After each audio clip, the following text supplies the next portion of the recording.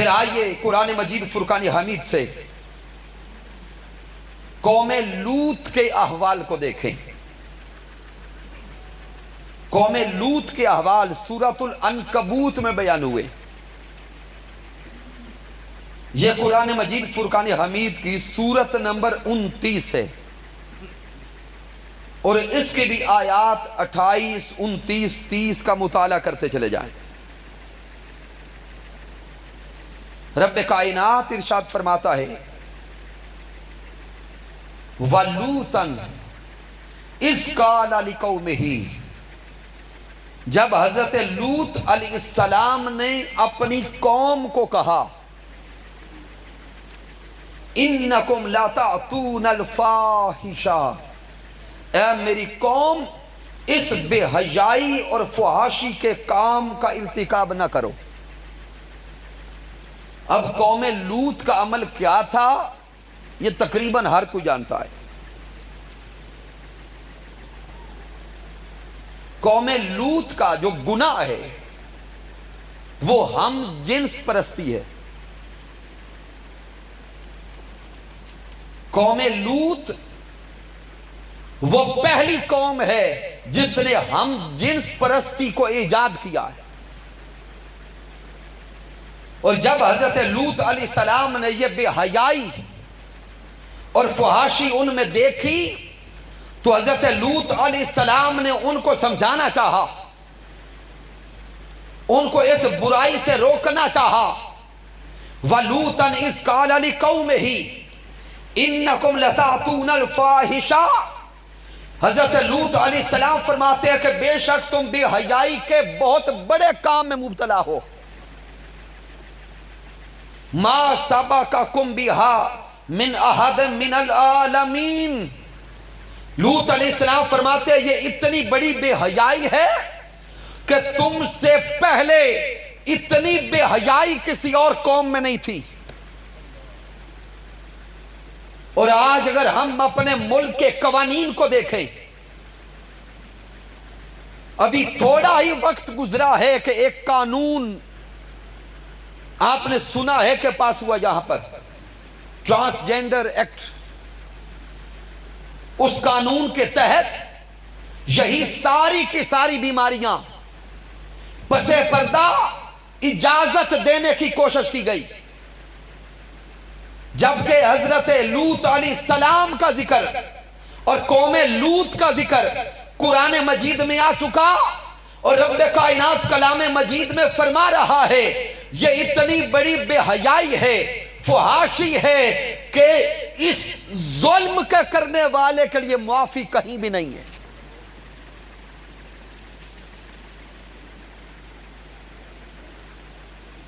وہ عمل آپ سارے احباب جانتے ہیں۔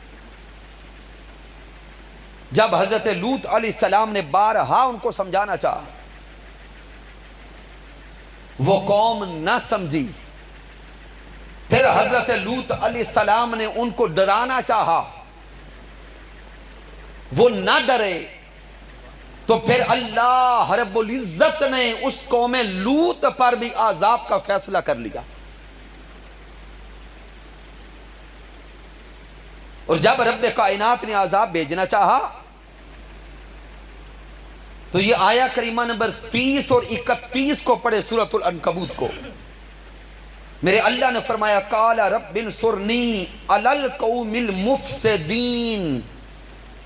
حضرت لوط علیہ السلام نے جب دیکھا کہ اب ان کا یہ مرض لا علاج ہو چکا ہے، اب یہ اس گناہ کو چھوڑنے والے نظر نہیں آتے، تو پھر رب کی بارگاہ میں عرض کرتے ہیں اے میرے مولا اس فساد انگیز قوم کے بدلے میں تو میری مدد فرما۔ اب رب کائنات نے عذاب بھیجنے کے لیے فرشتوں کو بھیجا۔ حضرت لوط علیہ السلام اور حضرت ابراہیم علیہ السلام کا زمانہ ایک ہے،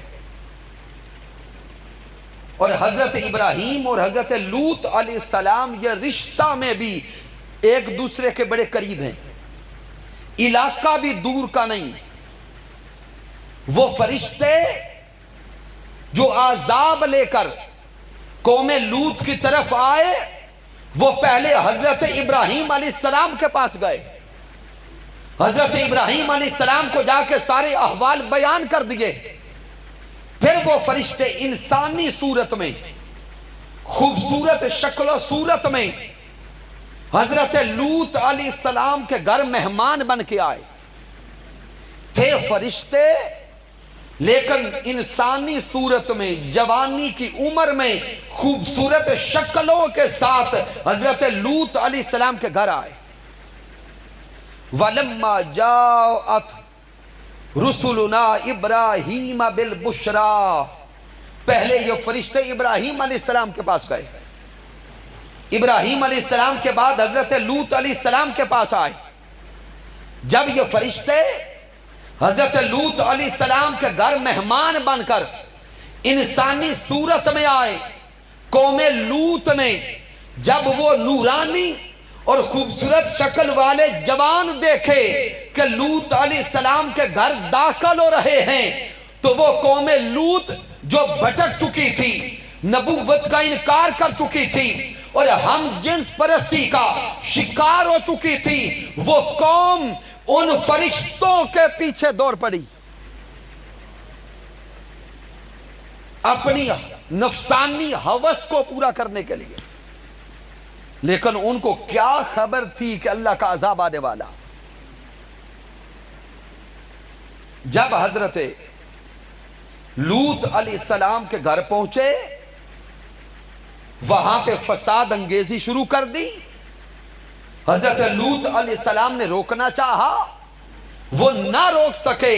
تب فرشتوں نے کہا کہ اے حضرت لوط علیہ السلام، اب آپ کا کام ختم ہو گیا، اب یہاں سے ہمارا کام شروع ہوتا ہے اور ان پہ اللہ کے عذاب کا آغاز ہوتا ہے۔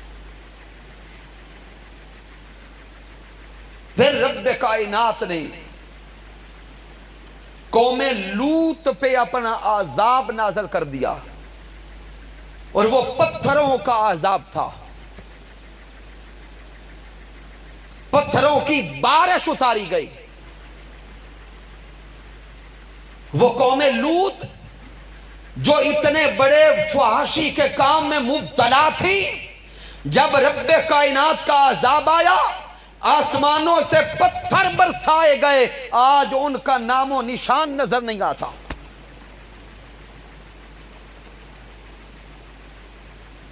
اب سامعین محترم، یہ جو گناہ ہے، جو گناہ قوم لوط میں تھا، یہ اتنا بڑا گناہ ہے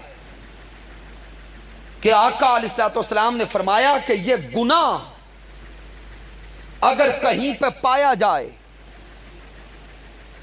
اب ذکر ہو رہا ہے آقا علیہ السلام کی اپنی امت کا، میرے آقا نے اشارہ فرمایا کہ اگر یہ گناہ کہیں پر بولیں پایا جائے اور اس گناہ کی تصدیق ہو جائے، تو آقا علیہ السلام فرماتے من وجدہ، اگر اس گناہ میں کسی جوڑے کو پالو تو آقا فرماتے فَقْتُلُ الْفَاعِلَ وَالْمَفْعُولَ بِهِ، آقا فرماتے ہیں یہ فعل کرنے والے اور کروانے والے دونوں کو قتل کر دیا جائے۔ آقا علیہ السلام نے ارشاد فرمایا کہ یہ ہم جنس پرستی کا فعل، یہ اتنا بڑا ظلم ہے، اتنا بڑا گناہ ہے، اس سے معاشرے تباہ ہو جاتے ہیں۔ میرے آقا نے فرمایا فاعل اور مفعول دونوں کو قتل کر دیا جائے، چھوڑنے کی گنجائش نہیں ہے۔ پھر حضرت علی شیر خدا رضی اللہ تعالی عنہ فرماتے کہ یہ اتنا بڑا جرم ہے، اگر اس کی تصدیق ہو جائے، الفاظ پہ غور کرنا، اگر اس کی تصدیق ہو جائے تو حضرت مولا کائنات فرماتے ہیں عدالت اس کے لیے فیصلہ دے کہ تلوار کے ساتھ ان کا سر قلم کر دیا جائے اور ان کو سر اتار کر مسلمانوں کے قبرستان میں دفن نہ کیا جائے بلکہ ان کی میتوں کو جلا دیا جائے۔ اتنا بڑا ظلم اور گناہ حضرت ابو بکر الصدیق رضی اللہ تعالیٰ اور حضرت مولا کائنات کا یہ موقف ہے کہ ان کے سر اتار کے ان کو جلا دیا جائے، اور حضرت عمر فاروق اور حضرت عثمان ذو النورین رضی اللہ تعالیٰ عنہ ان کا موقف یہ ہے کہ کوئی بوسیدہ عمارت اگر نظر آ جائے تو ایسا فعل کرنے والوں کو اس عمارت کے نیچے کھڑا کر کے وہ عمارت ان کے اوپر گرا دی جائے۔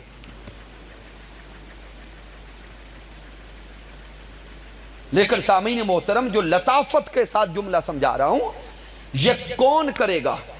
سب سے پہلے تو یہ کہ اس فعل کی تصدیق ہو جائے، اور پھر فیصلہ کون دے گا؟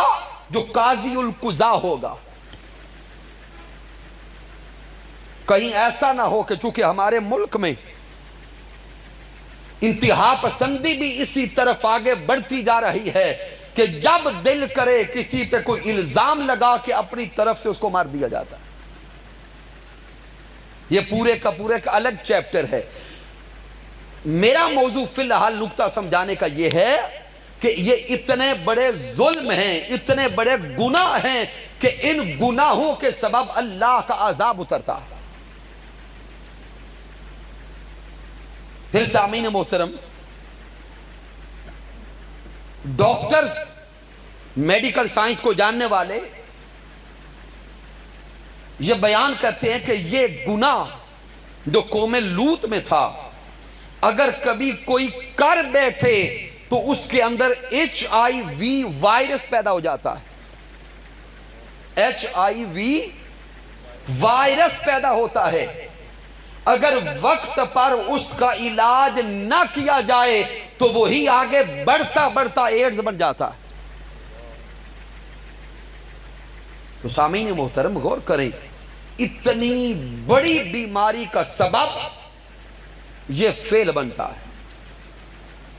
آج اگر معاشرے میں ہم نگاہ ڈالیں تو سامعین محترم سر شرمندگی سے جھک جاتا ہے۔ زبان ساتھ نہیں دیتی کہ معاشرے کے احوال بیان کر سکے، لیکن یہ بیماریاں، یہ گناہ آج ہمارے معاشرے میں پھر عام ہوتے جا رہے ہیں۔